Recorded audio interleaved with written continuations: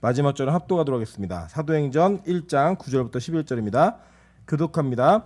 이 말씀을 마치시고 그들이 보는데 올려져 가시니 구름이 그를 가려 보이지 않게 하더라. 때에 제자들이 자세히 하늘을 쳐다보고 있는데 흰옷 입은 두 사람이 그들 곁에 서서 합독합니다. 이르되 갈릴리 사람들아 어찌하여 서서 하늘을 쳐다보느냐. 너희 가운데서 하늘로 올려지신 이 예수는 하늘로 가심을 본 그대로 오시리라 하였느니라. 아멘. 네, 우리 주변에 있는 분들에게 이렇게 인사하도록 하겠습니다. 수혜가 있어도 당신의 기도가 있어서 다행입니다. 네, 80년 만에 폭우고 이 기록이 관측된 거 이래는 최고로 많이 강수량이 있었습니다. 그래서 이쪽도 많이 비가 왔고 제가 실제 있는 동네에도 폭우로 4명이 실종되고 사람이 2명이 죽었습니다.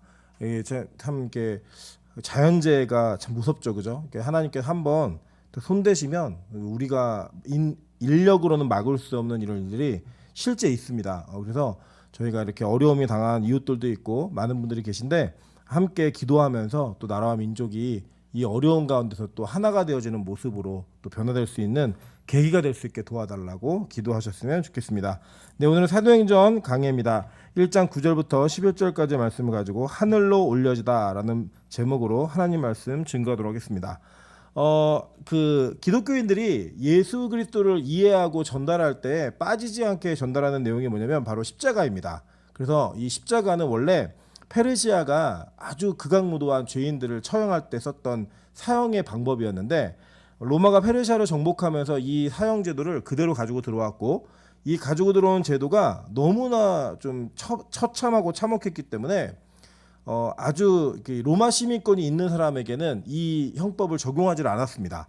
그럼에도 불구하고 예수님께서는 십자가에 달려 돌아가셨다라는 분명하고 정확한 사실이 있었고 또 그 십자가의 죽으심이 우리 기독교인들에게 굉장히 큰 의미가 있기 때문에 우리 기독교는 우리 십자가라는 이미지의 심벌을 예수 그리스도와 동일하게 사용하고 있고 교회의 표지로 사용하고 있습니다.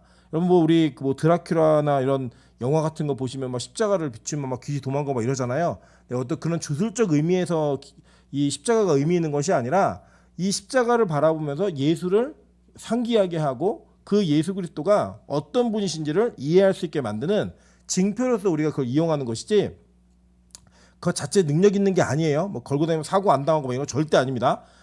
그 주술적으로 사용하시는 분들이 혹시 계셨다면 아마 바꾸셔야 됩니다. 그런데 문제는 이 십자가가 완결이고 전부인 것처럼 기독교는 이야기하는데 사실 그렇지 않습니다. 왜냐하면 이 십자가의 죽으심은 우리의 죄속함을 위함이지만 그 죄의 권세가 완벽하게 종료되는 이 사건에는 여러 가지 일들이 다 필요합니다. 특별히 우리가 잊고 있는 부활의 이야기 그리고 또 오늘 우리가 보고 있는 승천의 이야기는 사실은 십자가 사역이 연속성상에서 계속 이루어지면서 완성되어진 데까지 가는 예수의 사역이에요. 근데 상대적으로 우리는 십자가에 대한 강조는 되게 많이 하는데 부활이라든지 또 오늘 여러분이 보시는 이 예수의 승천이라든지 이런 내용들은 아주 짤막하게 다루고 있습니다. 물론 성경 자체가 이런 내용들을 짤막하게 다루고 있다라고 있는 한계는 분명히 존재하지만 예수의 전체 사역을 보았을 때 그리고 이 십자가의 사역에 이어진 부활과 승천이 앞으로 진행되어야 될 사도행전과 어떤 연관성이 있는가라는 것들을 다시 한번 우리가 살펴보시면 되게 중요한 의미가 있다는 거예요. 그럼 오늘은 예수님의 승천에 대한 내용들을 좀 살펴보면서 이 승천이 과연 어떤 의미가 있는 것이고 그 승천에 이어지는 우리에게 주신 하나님의 특별한 선물이 무엇인지 이 내용들을 같이 한번 살펴보면서 은혜를 나누는 시간을 갖도록 하겠습니다. 먼저 이 부활의 완성인 승천 이 내용이 어떻게 되고 있는지 한번 보도록 할게요. 누가복음 24장 50절부터 53절까지입니다. 예수께서 그들을 데리고 베다니 앞까지 나가사 손을 들어 그들에게 축복하시더니 축복하실 때 그들을 떠나 그들이 큰 기쁨으로 예루살렘에 돌아가 그들이 떠나 하늘로 올려지시니 그들이 그에게 경배하고 큰 기쁨으로 예루살렘에 돌아가 늘 성전에서 하나님을 찬송하니라 라고 이야기해요. 자, 예수님께서 이 승천하신 것은 분명한 의미가 있었어요. 제자들에게. 여기 보면 성경에 나와 있는 헬라어의 우리 성경에는 떠나라고 되어 있는 이 헬라어가 디스테미라는 단어입니다. 이 단어가 어떤 뜻이 있냐면 분리되다, 이별하다, 조각내다 이런 거예요. 그러니까 회복할 수 없게 만드는 분리됨, 이거를 이야기하고 있는 거예요. 즉 예수님께서 3년 동안 떨어지지 않고 동고동락했던 그 십자가에서는 사실 예수님이 제자들을 떨군 게 아니라 제자들이 도망간 거죠. 그죠? 그 도망간 거를 굳이 또 찾아가셔갖고 다 데리고 오시잖아요. 그 데리고 오셨던 그 제자들과 함께 했던 공생애가 완전하게 끝났다라는 것을 성경은 선언하는 거예요. 근데 이 분리됨, 보통 이렇게 분리되면 굉장히 어렵잖아요. 그 제가 저희 첫째 아이가 그 5살 때 집에다 놓고 나가갖고 난리 난 적이 있었잖아요. 아시죠? 그 불안증이 좀 있나 봐요. 그래가지고 이게 혼자 있는 걸 못해요. 예를 들면 찬이하고 찬수하고 둘이 있으니까 아빠 잠깐 여기 앞에 가서 우유 사올 테니까 기다리고 있어라고 그걸 못 견뎌요. 그러니까 자기 따라가겠다는 거예요. 그래서 이게 뭐를 잠깐 조그만 게 필요해도 그런 일이 상황이 벌어지면 찬이를 안고 애를 데리고 나가야지만 이게 가능해요. 그러니까 분리되는 걸 싫어하는 거예요. 이 어린아이들이 당연한 거 아닙니까? 그죠? 당연한 건데 오늘 본문에 보면 좀 재밌는 게 뭐냐면 제자들이 원래 예수님이 승천하시겠다는 얘기를 하셨을 때는 처음에 불안했어요. 되게 불안했는데 실제로 그 일이 딱 벌어지고 났을 때 그들이 어떻게 했냐면 그에게 경배하고 큰 기쁨으로 예루살렘에 돌아가가지고 늘 성전에서 하나님을 찬송했더라고 얘기해요. 그러니까 이 승천은 분명한 분리됨, 분명한 조각남, 완전한 이별인데 그 이별에 어떠한 약속이 있었기 때문에 그들이 이것을 기뻐하고 경배하고 좋아했다는 거예요. 그 뭐냐면 이제 우리 계속 살펴보시겠지만 여기에는 이 승천을 통해서 예수님께서 그동안 하신 말씀이 얼마나 사실이고 진실인지를 알게 하는 깨달음이 있었고요. 그런 다음에 예수님께서 다시 오시겠다는 약속하셨어요. 그래서 그들은 그동안 우리가 함께했던 예수가 어떤 존재인지를 이해하게 되었고 그 다시 돌아옴에 대한 약속을 받은 은혜를 갖고 돌아오는 거예요. 더불어 그 뒤에 예수님이 올라가시면서 우리에게 주신 가장 큰 유익이 있었기 때문에 이 제자들은 그것을 기뻐하고 즐거워할 수 있었다는 겁니다. 그리고 이 승천은 이게 겉으로 보기엔 표현적으로 이별 같지만 이 승천에는 부활의 사역이 완성되어지는 예수의 완성도 있고 동시에 저와 여러분이 교회가 이제는 그 예수 그리스도의 사역이 우리에게 전수되어지고 사명으로서 전달되어짐으로 말미암아 그 장면을 슬픔으로만 보는 것이 아니라 기쁨으로 받아들이며 경배할 수 있는 그러한 믿음의 성장, 성숙이 반드시 나타난다는 거예요. 그러니까 이 승천이 어떤 의미가 있는지를 아시면 여러분 기쁨이 생기는 거예요. 그리고 그것에 영광 돌리고 경배할 수 있는 은혜가 있다는 겁니다. 마가복음 16장 19절부터 20절 보도록 할게요. 주 예수께서 말씀을 마치신 후에 하늘로 올려지사 하나님 우편에 앉으시니라. 제자들이 나아가 두루 전파할세 주께서 함께 역사하사 그 따르는 표적으로 말씀을 확실히 증언하시니라 라고 얘기해요. 하늘로 올려지사라는 이 단어가 헬라어로는 아날람바노라는 단어인데 이게 들려 올려지다, 집어 올려지다예요. 집어서 이렇게 올리다 이런 뜻이에요. 그러니까 즉 예수님께서 승천하시는 그 장면은 예수님이 뭐 초능력자, 뭐 우리 슈퍼 히어로들 있잖아요. 뭐 슈퍼맨이라든지 뭐 이런 그 뭐죠? 우리 마블에 누가 날라요? 뭐 토르 뭐 이런 애들처럼 그냥 자기 힘으로 막 날르는 게 아니라 하나님으로부터 말미암아 예수님이 소원 나가신 성부와 성자 사이에 그 영광의 완성을 위해서 취해지는 장면인 겁니다. 그게 왜 증거가 되냐면 뒤에 보시면 하나님 우편에 앉으시니라 라고 얘기하죠. 그죠? 이 우편에 앉다라는 이 표현이 우편이면 그죠? 이 우편이죠. 우편이 무슨 의미죠? 통치권자예요. 통치권자. 그러니까 여러분 우리가 지난 시간에 제가 설명드렸고 지지난 시간에 설명드렸지만 이 책은 성경은 유대인들에게 쓰여졌습니다. 1차적으로. 그렇기 때문에 유대인들이 유대인들에게 썼던 그 문화 속에서 자기들끼리만 이해할 수 있었던 문화적 배경들이 있는 거예요. 그래서 그 당시에 그 첫 번째 쓰여진 시기를 절대 무시해서는 안 돼요. 그 우리가 그때 그 장면으로만 받아들여야 된다 이게 아니라 그 당시에 어떤 의미로 쓰여졌는지를 정확히 알아야지만 지금 우리에게도 어떤 의미가 있는지 알 수 있는 거죠. 그죠? 그러니까 이때는 왕정 시대예요. 왕이 있어서 황제가 있었어요. 그리고 우편에 앉다라는 의미는 왕이 모든 권한과 통치권을 다 전수하는 겁니다. 그러니까 지금도 뭐 이번에도 뭐 수해 때 뭐 통수권자가 어디 있었느냐 저기 뭐 이러냐 이것 때문에 말이 되게 많잖아요. 근데 이게 뭐냐면 권력의 위임과 책임지는 그 자리에 있는 것을 통하여서 모두가 안정감과 질서에 대한 개념을 가질 수가 있는 것처럼 지금 이 왕정 시대에는 왕이 모든 걸 다 할 수가 없잖아요. 그래서 실질적인 통치권을 그 왕의 우편에 앉은 자에게 이게 전가되어지고 그에게 위임함으로써 이 모든 일이 이루어지게 한 거예요. 대표적으로 여러분 아시는 게 뭐냐면 바로 시대입니다. 바로 시대 때. 그죠? 바로하고 우리 출애굽기 보시면 바로하고 모세하고 직접 대화를 처음부터 안 하죠. 그죠? 누굴 통해서 해요? 아론을 통해서 하잖아요. 그게 뭐냐면 옆에 있는 위임자가 있음으로 말미암아 이 황제의 권위가 더 높아지고 왕의 권위가 더 높아지고 이 옆에 있는 자는 실제적 왕의 역할을 하는 거예요. 그래서 같이 상생하는 효과가 있는 거죠. 즉 그러한 시스템의 구조가 그 당시에 유대인들 로마 치하에 있었던 유대인들과 왕정 시대를 겪었던 그들에게는 너무나 당연하게 받아들여지는 거였어요. 그러니까 예수님께서 우편에 앉으셨다는 표현은 지금 하늘의 천상에 하나님이 예수님과 그러니까 성부와 성자가 우편에 앉은 모습으로만 다니는 그런 어떤 특정한 사실적 사진적인 게를 딱 얘기하는 게 아니라 여기 담겨지는 의미가 중요한 거예요. 즉 하나님의 통치권이 누구에게 위임되었다는 거예요? 예수에게 위임되었다. 이걸 얘기하는 거예요. 그러니까 예수님이 승천하시면서 완성되어진 게 뭐냐면 예수님이 이 땅에 내려오셔서 초림하셔서 공생애를 사실 때에는 이 땅의 물리적인 그리고 이 땅의 시간적인 체력적인 제한을 받았어요, 안 받았어요?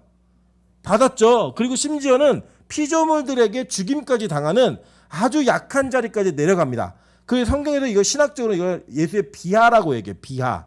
그러니까 그렇게 하지 않아도 되는 분이 저와 여러분 때문에 그 일을 감내하신 거예요. 그리고 그걸 통하여서 이 땅에서 공생애를 통해 우리를 어떻게 구원할지의 방법을 성취하신 거예요. 그게 이제 다 되고 난 다음에 예수의 부활은 죽음이라고 하는 우리가 인간이라면 벗어날 수 없는 한계를 깨버리신 그 장면을 통하여 이제 예수의 신학적인 게 승귀라 그래요. 승귀. 그러니까 원래의 예수님의 그 권한과 모든 것들을 되찾는 모습들이 일어나는 거예요.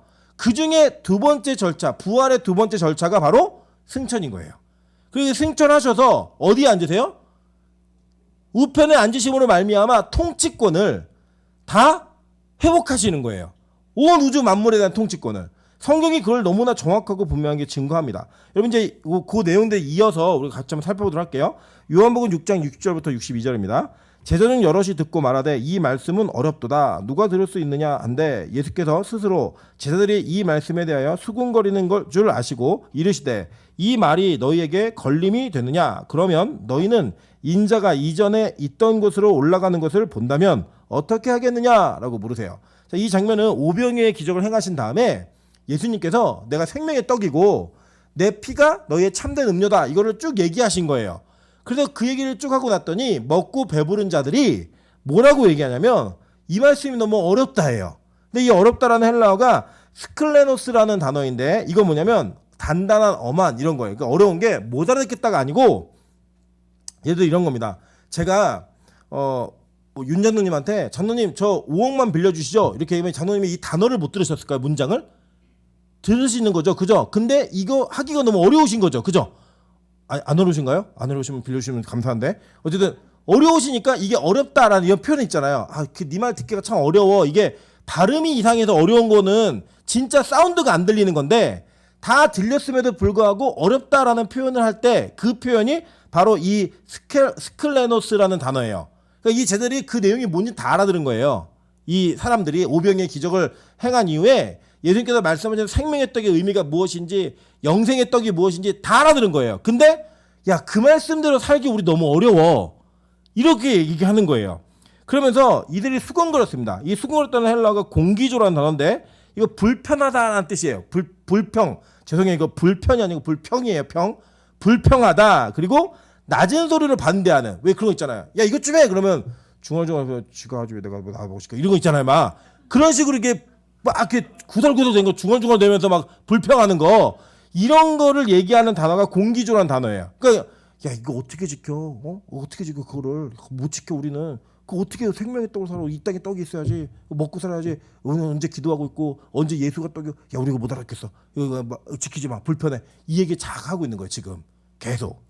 그러니까 이제 예수님이 그걸 다 이게 아시고 뭐라고 얘기하시냐면 야, 이 말이 너에게 걸림이 되느냐라고 했더니 걸림이 된다라는 헬라어가 스칸달리조라는 단어인데 이게 나중에 이제 전달 라틴어로 영어로 오는 게 뭐냐면 스캔들 아시죠? 스캔들이라는 단어가 여기서부터 오는 거예요. 근데 스칸달리조라는 단어인데 장애물을 놓다, 성나게 하다, 걸려 넘어지다 이런 뜻이에요. 그러니까 너희들 그게 너희들 마음에 좀 걸림이 되냐? 이 너희에게 좀 불편하니? 그 뭐냐면 예수님 말씀하신 영적인 내용 자체를 이해 못한 게 아니에요. 그런데 받아들이기 너무 어려운 거예요. 살기 너무 힘드니까. 나 그렇게 못 살아. 그 현실이 아니야. 뜬구름 얘기하고 앉아있네. 이러면서 막 못 알아듣겠다는 거예요. 나 이거 못해. 너무 어려워. 이 얘기하는데 예수님이 그래 너게 그게 그렇게 어려워? 그럼 만약에 내가 이전에 있던 곳 그곳으로 올라가는 것을 너네가 진짜 본다면 어떻게 할래? 얘기하시는 거예요. 그러니까 지금 말씀하신 건 뭐냐면 내가 말한 거 못 믿겠어? 내가 말한 거에 대한 확신을 못 갖겠니? 그럼 너희들 내가 올라가는 거 보면 믿을 거야? 이거 얘기하시는 거예요. 그래 지금 예수님이 승천하시면서 그간에 제자들에게 보이셨던 모든 말들과 행동과 기적과 이사와 표적과 이 땅의 모든 사역이 승천으로 말미암아 확증되어진 거예요. 와 믿을 만한 분이구나.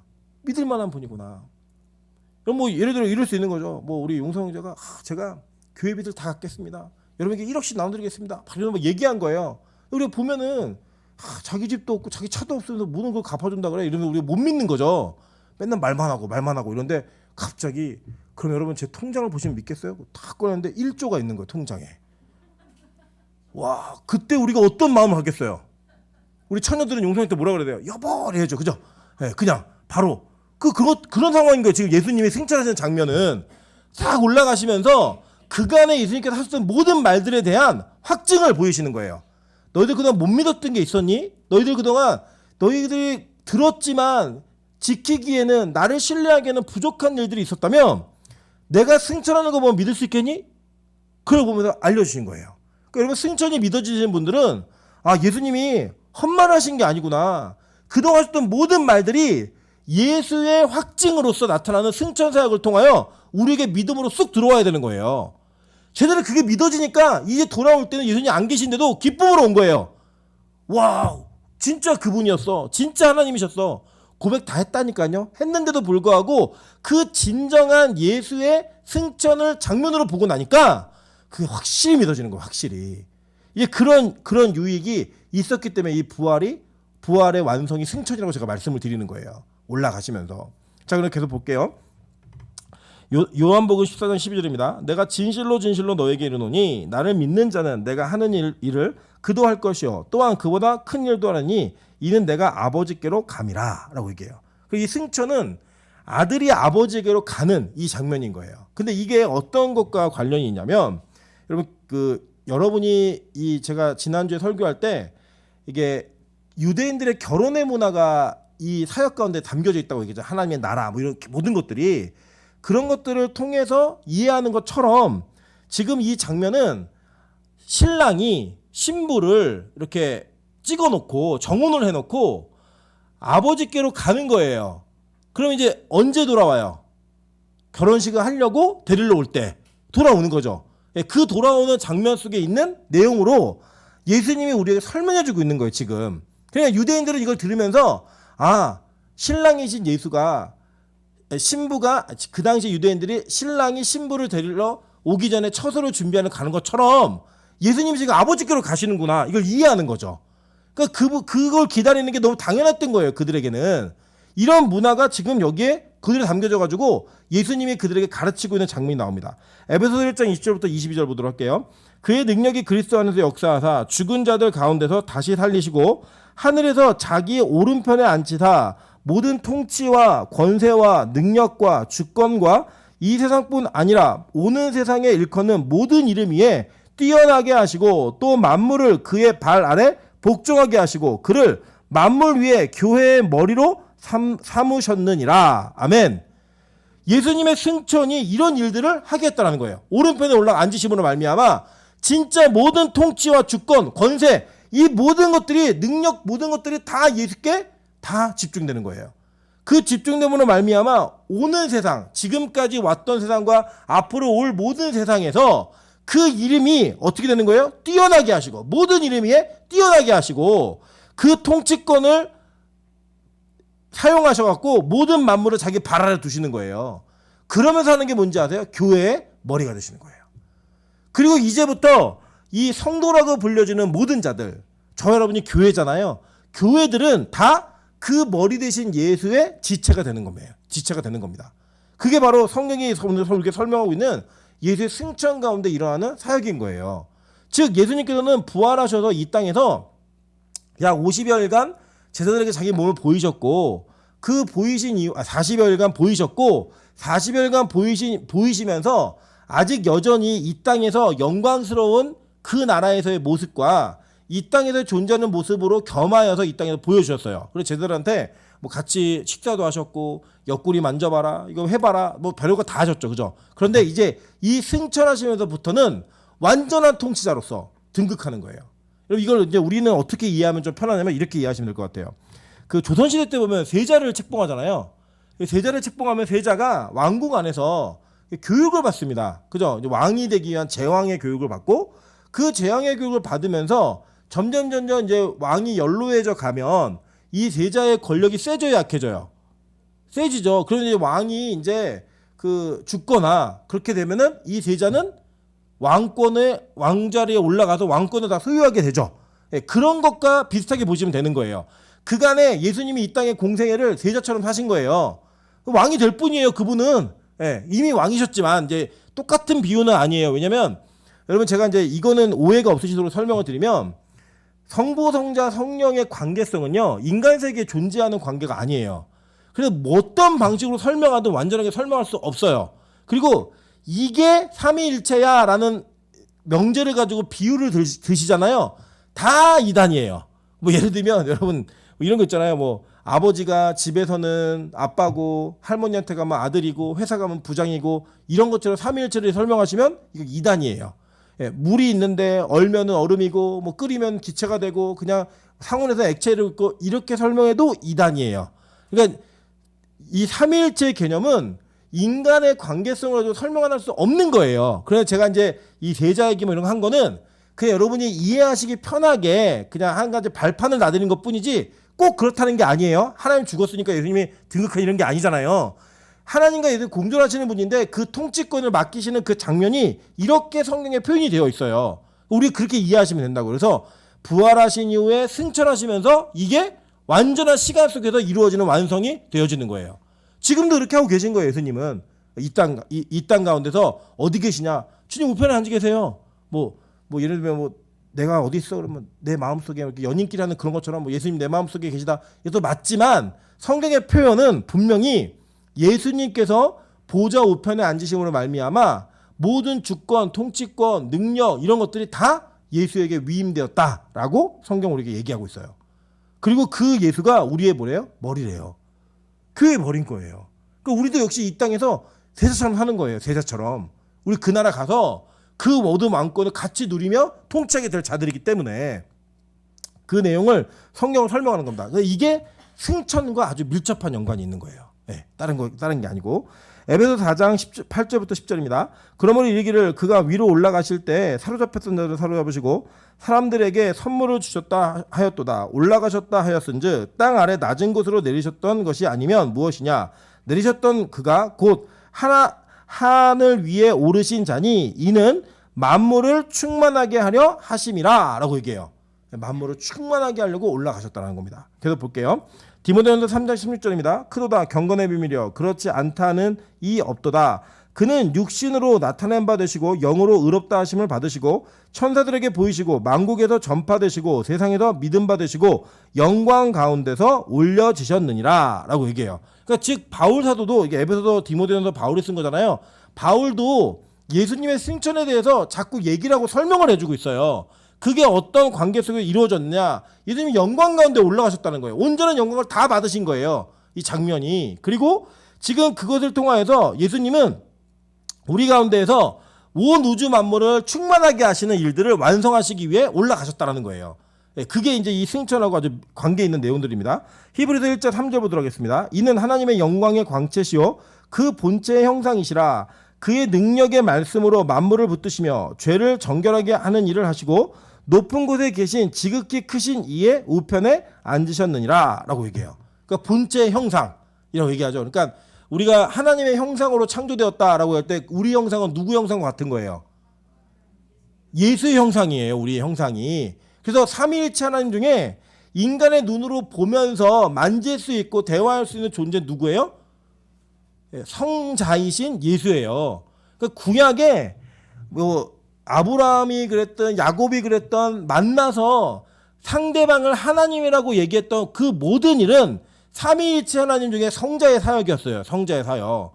성부 볼 수 있어요? 없어요. 성령을 볼 수 있나요? 없어요. 오직 성자만이 우리의 시각과 오감으로 체험할 수 있는 하나님이십니다. 실제적 하나님. 그래서 우리의 형상은 누구 형상을 따라온 거예요? 예수의 형상을 따라 우리가 만들어진 존재들인 거예요. 그게 이제 성경에서 우리가 얘기하고 있는 증거들입니다. 그래서 그게 이제 완성된 모습으로 가는 거예요. 자, 이게 뭐냐면 이런 겁니다. 자, 원래 우리는 하나님 형상대로 창조가 되었어요. 그죠? 근데 타락 이후에 우리는 어떻게 누구의 형상을 받게 되죠? 아담의 형상, 셋의 형상을 그냥 그대로 인간의 형상을 따오게 된 거예요.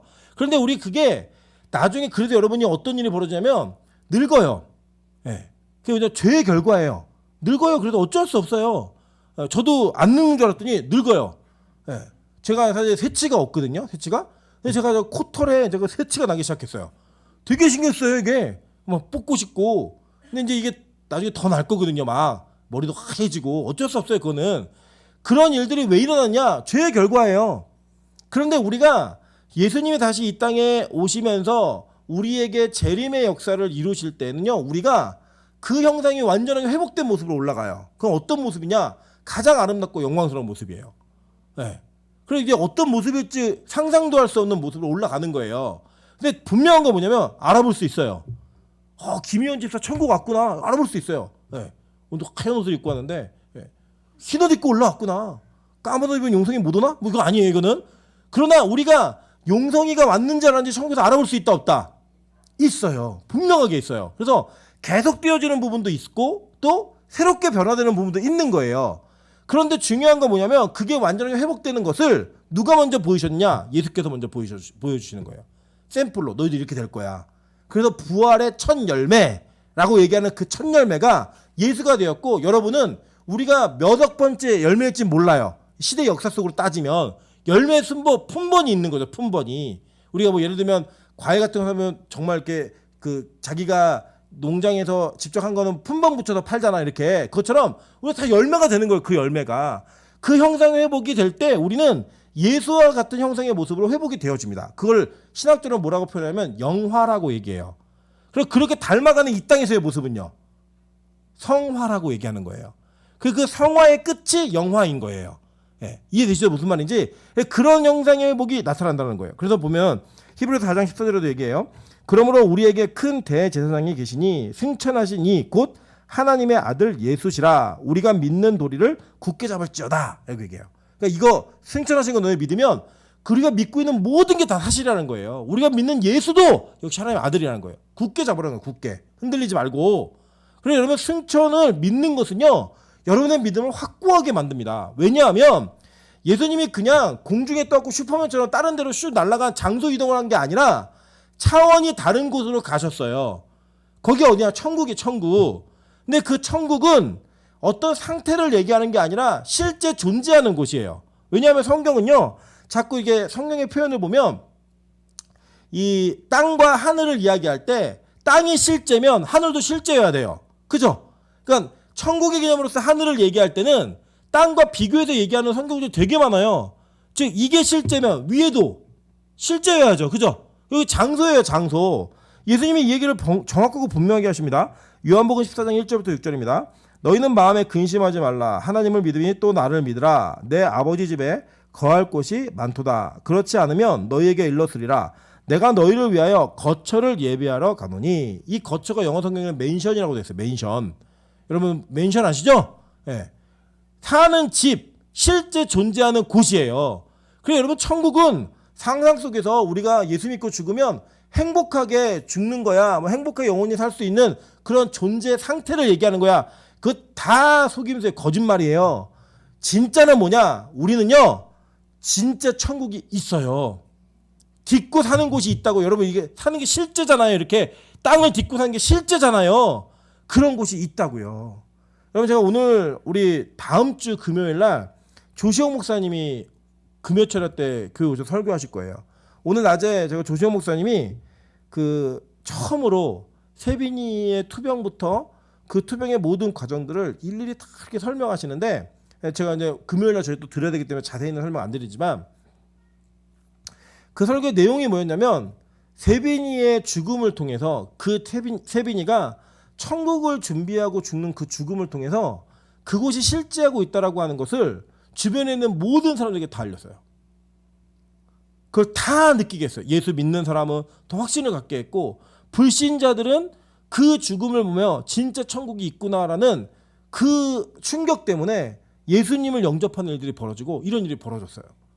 여러분, 그게요 그리스도인이 천국을 믿는 자세예요. 여러분, 예수님이 승천하신 곳은 그냥 슈퍼맨이 A라는 지역에서 B 지역으로 간 게 아니에요. 예수님의 승천은 우리가 살고 있는 이 땅에서 하나님의 나라 이미 왔고 앞으로 올 그 하나님의 나라에 가신 거예요. 그래서 그곳에서 우리의 처소를 예비하고 있는 거라고요. 왜요? 우리는 신부니까. 신랑 대신 예수가 우리를 데리러 오시려고 우리의 살 처소를 준비하고 계신 거예요. 지금 그게 뭐 천국을 지금 짓고 있다 이런 개념이 아니라 유대인들의 결혼의 관념 속에서 천국이 어떤 곳인가를 이해하는 그런 관점으로 설명해 주신 거예요. 이건 실제하는 곳이에요. 여러분, 진짜 예수 믿으셔야 됩니다. 예수를 확신하셔야 됩니다. 이 땅이 다가 아니라니까요. 이 땅이 다인 것처럼 살지 마세요. 천국이 진짜 있어요. 그래서 어느 권사님 저한테 질문하셨어요. 세빈이가 나아서 회복되는 것도 더 은혜가 아닐까요? 그럴 수 있죠. 그런데 더 중요한 건 뭐냐면 하나님이 세빈이가 그렇게 죽는 죽음을 통해 하나님의 나라가 진짜 있다라고 하는 거, 천국이 진짜라고 하는 걸 증명하게 하신 거예요. 그래서 세빈이는 지금 여전히 우리 가운데 살아있는 거예요. 그 천국을 증거하면서. 여러분, 그것처럼 천국은요 우리가 그냥 꿈꾸는 어떤 파라다이스 같은 환상의 세계가 아니에요. 판타지 세계가 아니라 진짜 실제하는 곳이라니까요. 그것을 준비하는 겁니다, 우리가. 여러분, 진짜 천국을 믿는 백성처럼 사세요. 여러분, 제자들이요 오늘도 보니까 하나님 예수님 어디 간다 그러니까 막 근심한 거예요. 어디 가세요? 우리 두고 어디 가세요? 이렇게 막 고민하던 그들이 승천을 보고요 확신한 거예요. 야, 진짜 있구나 그 나라가. 하나님의 나라를 이 땅으로 이해해서 엉뚱한 질문했던 그들에게 이제 보여주신 거예요. 나 그 나라 간다. 보여주신 거예요. 그러니까 그들이 이제는 예수님과 분리되어졌고 이별했고 완전히 조각나 버렸는데 기쁨으로 돌아오는 거예요. 진짜 있구나. 정말 있구나. 여러분, 그래서요 예수 믿는 분들은요 어떤 어려움이 있어도 기쁘셔야 돼요. 여러분, 제가 금요일날 약속드릴 수 있어요. 뭘 약속드릴 수 있냐면 다음 주 금요일날 조시호 목사님의 얼굴을 보시면 여러분 절대로 몇 주 전에 아들을 잃은 아빠의 얼굴 아니에요. 침울하고 우울하고 어쩔 오르고 절대 그런 얼굴 아니에요. 물론 그 아이에 대한 이야기를 할 때 울 수 있죠. 눈물이 날 수 있죠. 그런데 그 눈물과 그 슬픔은 이 땅에서 사람들이 갖는 절망의 슬픔이 아니에요. 오히려 그건 기쁨의 눈물이고 감사의 눈물이고 회복의 눈물이고 영광의 눈물이에요. 여러분, 저는 우리 그리스도인은 그렇게 울고 사는 존재라고 생각합니다. 여러분, 인생 가운데 어떤 어려움이 있더라도 우리가 결국 기대하는 건 뭐예요? 하나님 나라 천국에 가는 거 아니에요? 그것 때문에 위로받는 거 아니십니까? 여러분, 그러면 진짜 집에 어떤 일이 있건 나에게 어떤 일이 있건 우리 인생에 어떠한 문제가 있건 간에 우리는 그걸 뛰어넘어서 기쁨과 찬양과 영광을 돌리는 자리까지 나아갈 수 있어야 돼요. 제자들이 의지하던 모든 것들을 의탁했던 예수가 사라졌거든요. 올라가셨거든요. 눈앞에 보는 데서. 근데 그 분리됨이 슬픔이 아니라 그들에게는 샘이었던 거예요. 와, 진짜 있구나. 천국이란 곳이. 그분 가시는구나. 우리도 이제 곧 데리러 오시겠구나. 그러니까요. 기쁨으로 돌아오는 거예요. 기쁨으로. 여러분, 저는 우리 그런 기쁨이 우리 빛과 소금교회 모든 성도들에게 있기를 주님의 이름으로 축원합니다. 여러분, 그래서 예수님 말씀하시는 거예요. 가서 너희를 위하여 거처를 예비하면 내가 다시 와서 너희에게를 내게로 영접하여 나 있는 곳에 너희도 있게 하리라. 그죠? 이게 신랑과 신부의 결혼의 이미지를 그대로 갖고 온 거죠. 내가 어디로 가는지 그 길을 너희가 아느니라. 도마가 이르되 주여 주께서 어디로 가시는지 우리가 알지 못하거늘 그 길을 어찌 알겠사옵나이까. 예수께서 이르시되 내가 곧 길이요 진리요 생명이니 나로 말미암지 않고는 아버지께로 올 자가 없느니라. 그 길을 보여주신 거예요. 눈앞에서 보여주신 거예요. 눈앞에서. 여러분, 가끔 우리가 이제 어두운 길을 가거나 모르는 길을 가거나 뭐 이제 놀이동산 같은 데 가면 귀신의 집 같은 데 들어가 본 적 있잖아요. 이제 맨 앞에 가는 사람이 갈 때 제일 무섭죠, 사실. 제일 무섭고 두려워요. 근데 그 뒤를 따라가는 사람은 무서워요, 안 무서워요? 무섭지만 좀 덜 무서워요. 앞에 간 사람이 있으니까. 여러분이 걸어가신 길에 이렇게 누가 걸어간 자국이 있으면 그 길을 갈 때 안심이 되세요, 안 되세요? 산에서 길을 잃었어요. 막 눈이 오고 산에서 막 길을 잃었는데 그 눈길에 내가 헤매고 있다가 딱 찾았는데 사람의 발자국 찾은 거예요. 그 발자국을 쭉 따라가 봤더니 곰 발자국이었어요. 그럼 큰일 나죠? 네. 그래 진짜 사람의 발자국이면 안심이 되세요, 안 되세요? 아, 누가 간 길이 있고 이게 길이 있구나. 여기로 가면 내가 살겠구나. 이런 마음이 드시잖아요. 예수님이 그걸 보여주신 거예요. 저희들 그걸 본 거예요. 처음에 이때는 요한복음 14장에서는 무서워서 덜덜 떨었다니까요. 우리도 꼭 가지 마시라고. 우리 어떡하냐고. 그랬던 그들이 예수님께서 진짜 올라가신 길을 보고 나서는 와, 진짜 길이고 진리고 생명이구나. 내 예수님 하시면 다 믿어야겠구나. 이렇게 간 거예요.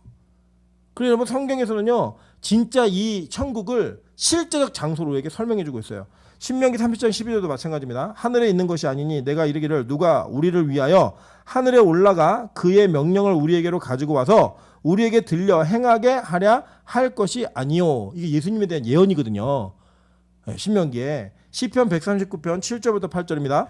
내가 주의 영을 떠나 어디로 가며 주의 앞에서 어디로 피하리이까. 내가 하늘에 올라갈지라도 거기 계시며 스올에 내 자리를 펼지라도 거기 계십니다. 이게 뭐예요? 천국과 지옥을 얘기하는 대비적 장면인데 지옥도 진짜고 천국도 진짜예요. 여러분 그러니까 우리 거꾸로 이해하면 천국이 진짜 장소면 지옥도 진짜 장소죠. 무서우셔야 돼요. 두려우셔야 돼요. 어제 저희 하늘문의 화요일 저녁은 어린이 예배예요. 저희 아이가 이제 엄마랑 같이 갔는데 어제 예배를 얼마나 안 드리나 엄마가 창피하고 너무 화가 날 정도로 예배를 안 드린 거예요, 아이가. 그리고 나서 이제 집에 오는 길에 이제 비가 많이 왔고 막 난리가 났잖아요. 막 돌이 이만한 게 막 굴러 내려와 있고 나무가 뽑혀 있고 막 산에 흙이 떠내려와 있고 막 이러니까 저희 아내가 아이한테 노아의 홍수 이야기 해주면서 예배 안 드린 사람들 다 이렇게 죽었다고. 그러면 광주에 지금 사람이 2명이나 죽었다고. 막 이러면서 그랬더니 자기 어떡하냐고. 자기 오늘 예배 너무 못 드렸는데 어떡하냐고. 그러니까 찬수야 그래도 하나님이 회개할 기회를 주셔. 주여 삼창에 그랬더니 쥐야 세 번 하면서 그 자동차가 흔들릴 정도의 주여를 했대요. 그러면서 그게 딱 끝나자마자 아빠는 어떡하냐고. 아빠는 지금 서울에서 못 들어왔는데 어떻게 하냐고. 그래갖고 그러고 이제 온 거예요. 근데 저는 그 사실을 몰랐는데 어제 저녁에 이제 특세 끝나고 처음으로 성경 공부 다시 시작했어요. 그 성경 공부를 이제 아이하고 쭉 하고 난 다음에 찬수가 이제 기도해 그랬더니 하나님 노아의 홍수 때 비가 많이 와갖고 다 죽었는데 저는 예배를 잘 드려서 꼭 보호받게 해달라고. 그 우리 가족들 다 구원받게 해달라고, 다 보호받게 해달라고 이렇게 기도를 해서 여보 이렇게 기도하라고 했더니 사실은 이런 스토리가 있었어 이렇게 얘기를 하더라고요. 여러분 진짜요 지옥이 무서우셔야 돼요. 제가 그걸 딱 보면서 오늘 우리 조시영 목사님이 아이에 대한 이야기를 하는 걸 딱 들으면서 하나님 저희 자녀들에게도 진짜 천국을 믿는 믿음이 있게 도와주십시오. 그 천국을 준비함이 있게 도와주십시오. 그랬어요. 아까도 그 얘기를 밥 먹으면서 하면서 찬수는 겁이 많아요. 막 이제 그런 얘기 하길래 그래 겁이 많아서 차라리 그 겁 때문에 지옥이 무서워서 죄를 들지면 그 복이야. 여러분 천국과 지옥은 진짜 있는 장소입니다. 여러분이 믿든 안 믿든 진짜 있는 장소예요. 그래서 우리는 지금 이 땅에서 천국을 소망하며 살아야 되고 지옥을 두려워하며 사셔야 됩니다. 그게 기독교인들의 본질적인 삶의 태도예요. 이 땅에서 그 이후에 잘 먹고 잘 살고 뭐 좋은 것 갖고 이런 나중의 문제고 영혼의 문제가 해결되지 않은 이들에게 그 문제가 해결된다고 그 영혼의 문제를 대신 만족시킬 수 있는 게 아니라는 거예요. 그래서 저는 우리 빛과 소금은 본질적인 문제를 먼저 해결하는 은혜가 있기를 주님으로 축원합니다. 여러분의 마음과 심령과 영혼 속에 천국에 대한 확신과 지옥에 대한 확신이 있음으로 말미암아 죄가 짓고 싶을 때는 지옥의 생각이 나야 되고 이 땅에 어려움과 고통과 고난이 있을 때는 천국의 생각이 나는 삶을 살면서 이 땅에서 철저하게 매 순간 1분 1초를 준비하는 삶으로 사셔야 되는 거예요. 그게 진짜 믿음 있는 자의 모습인 겁니다. 우리가 그렇게 살 수 있는 것은 이 생천을 보면서 하나님이 진짜 예수님이 진짜 하나님의 나라로 가셨구나. 그 나라가 진짜 있는 나라이구나. 내가 반드시 땅으로 발로 디딜 수 있는 그곳이구나. 그것을 여러분 철저하게 믿으시는 은혜가 있기를 주님을 축원합니다. 여러분 승천의 유익이 뭐가 있냐면 이건 거예요. 요한복음 16장 5절부터 8절입니다. 다 같이 한번 읽겠습니다. 시작.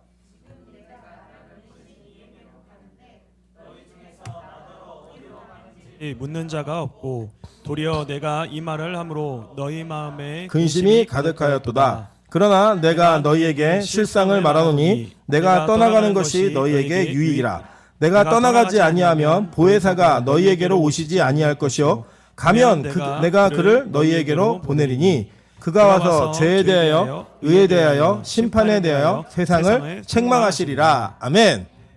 여러분 오늘 예수님께서 이 요한복음 16장에서 내가 올라갈 거다 그럴 때 제자들이 그걸 싫어했어요. 무서워했다고요. 그런데 예수님이 내가 올라가는 게 너에게 훨씬 유익이야 라고 얘기하시면서 파라클레토스 보혜사 성령을 너에게 보내려면 내가 가야 돼. 내가 가야지만 그 보혜사 성령이 너에게 올 수 있어라고 말씀하고 있었어요.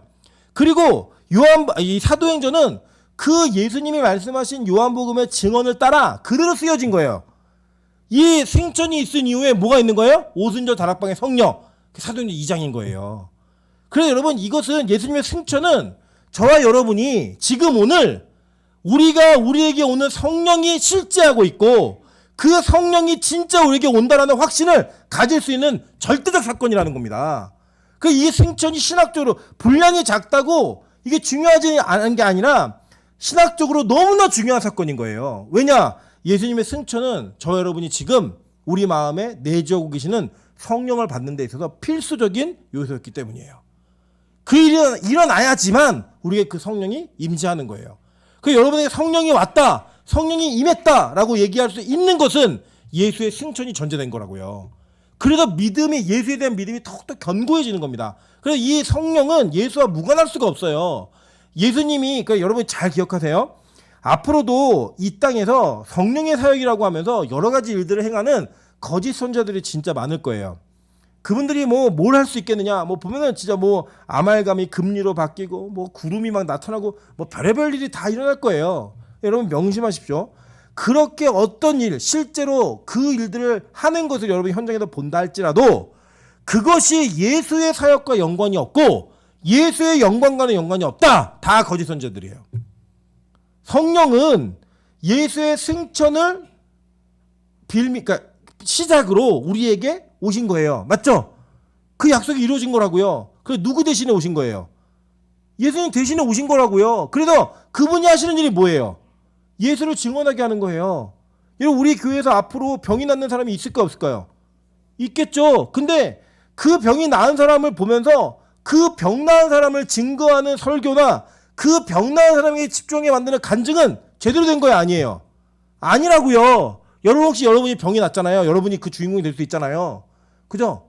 갑자기 주름이 펴지고 쌍꺼풀이 생기고 이럴 수도 있잖아요. 기도하다가. 그래서 간증하실 때 나를 간증한다. 여러분 그 성령의 사역 아니에요. 여러분 병 고침이 있었어도 하나님이 사역하신 게 아니에요. 그럼 뭘 해야 되느냐? 나를 고치신 하나님을 증언해야 되는 거예요. 나를 이렇게 바꾸신 그 하나님을 이야기해야 되는 거예요. 여러분 그러면서 우리가 이 땅에서 예수가 승천하시면서 오신 성령께서 무슨 사역을 하시는 분인지를 정확히 이해하셔야 됩니다. 그렇지 않으면 여러분 보이는 현상에 다 매료돼요. 예를 들어서 우리 빛과 소금교회 있는데 우리 빛과 소금교회에서는 기적과 이적이 안 일어나요. 예수만 증거예요.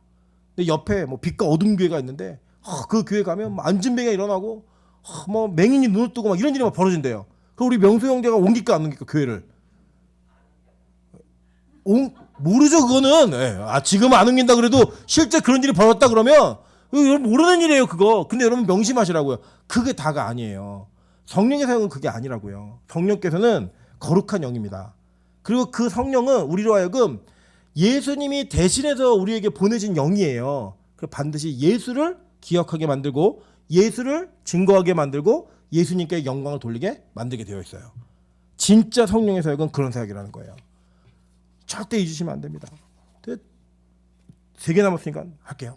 3개 남았어요. 예수님이 올라가셨어요. 올라가셨는데 보니까 성경 본문 보세요.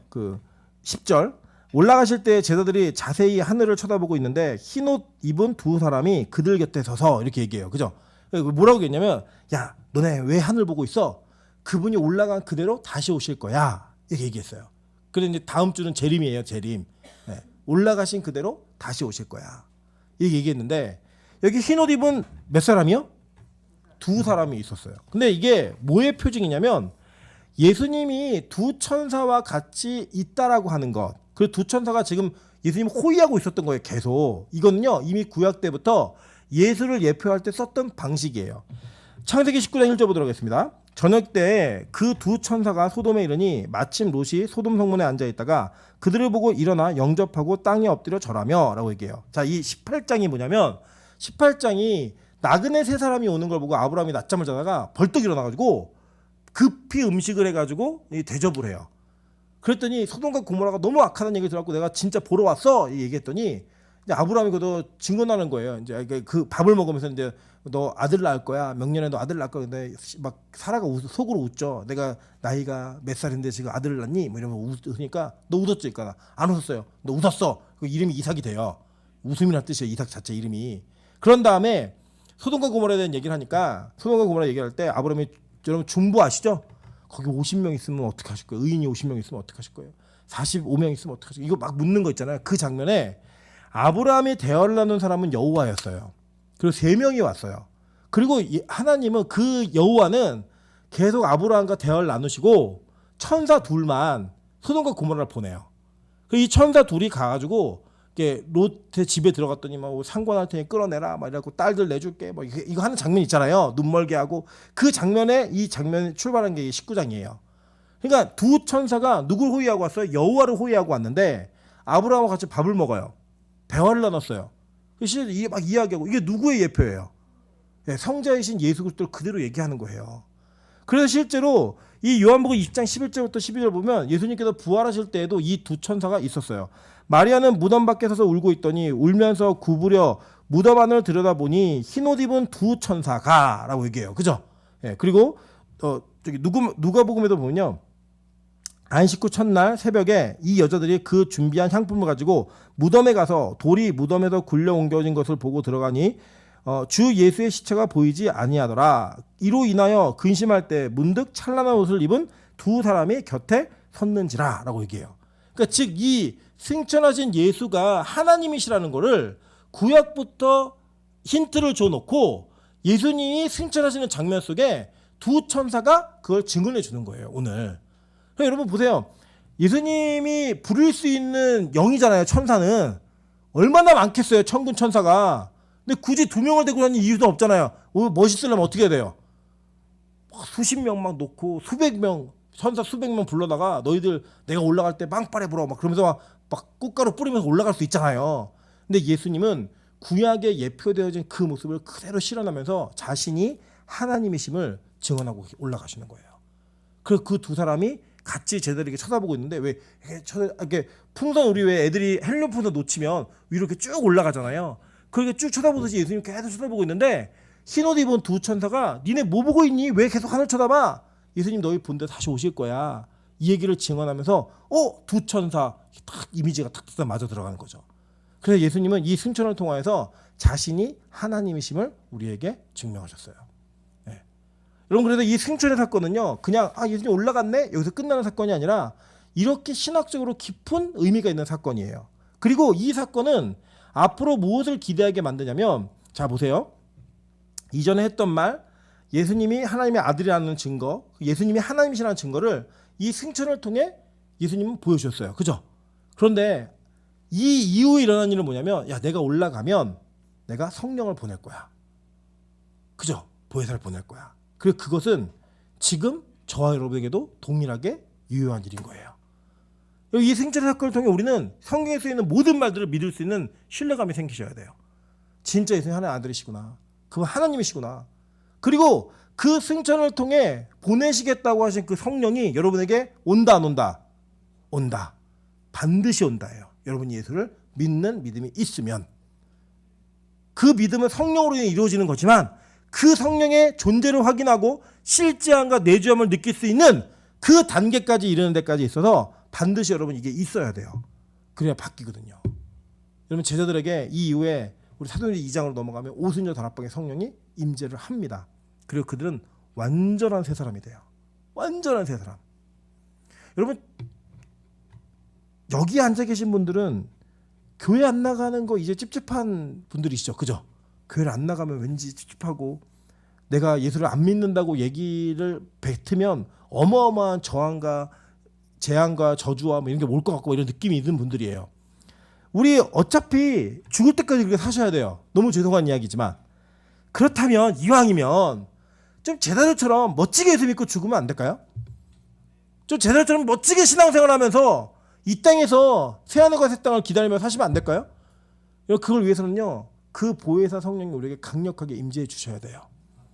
그 임재가 여러분께 확실히 느껴지셔야 돼요. 여러분, 저는 그런 애가 우리 빛과 소금교회 있기를 주님으로 축원합니다.